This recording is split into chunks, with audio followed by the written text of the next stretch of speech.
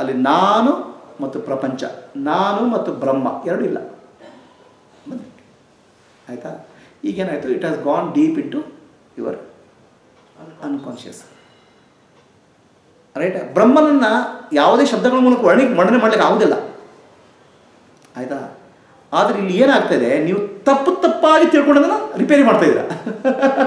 ದೇಹ ನಾನು, ಮನಸ್ಸು ನಾನು, ಬುದ್ಧಿ ನಾನು ಅನ್ನೋ ಭ್ರಮೆ ಇದೆಲ್ಲ ಹೋಗುತ್ತೆ.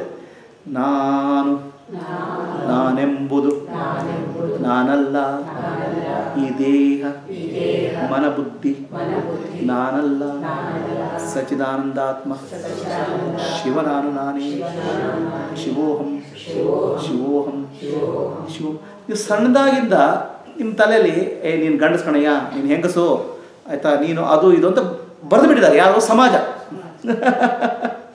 ಅದು ಒಳಗೆ ಹೋಗ್ಬಿಟ್ಟಿರೋದು, ಎಲ್ಲಿ ಆಳಕ್ಕೆ ಇಳಿದು ಬಿಟ್ಟಿದ್ದಾರೆ. ಆಯಿತಾ? ಎಲ್ಲಿ ನದಿ ಮೇಲೆ ಆಳಕ್ಕೆ ಇಳಿದು ಬಿಟ್ಟಿದ್ದಾರೆ. ಈಗ ಹೋಗಿ ನಾನು ಅಂದರೆ ಶುದ್ಧ ಚೈತನ್ಯ, ನಾನು ಬ್ರಹ್ಮಸ್ವರೂಪ ಅಂತ ನೀವು ಬರೀತಾ ಇದ್ದೀರ ಒಳಗೆ ಅಷ್ಟೇ. ಮುಂಚೆ ಇದ್ದದ್ದೇನಾಯಿತು, ದೇಹ ನಾನು, ಮನಸ್ಸು ನಾನು, ಬುದ್ಧಿ ನಾನು, ಮೇಲೆ ಈಗ ನಾನು ಹೊಸದಾಗಿ ಬರೀತಿದ್ದೀರ. ಆಯಿತಾ? ಸೂಕ್ಷ್ಮ ರೂಪದಲ್ಲಿ ಅಷ್ಟು ಸಮಾಧಿ. ಇದಕ್ಕೆ ಅಂತರ್ ಸಮಾಧಿ ಅಂತ ಹೇಳೋದು. ಅರ್ಥ ಆಯ್ತಾ?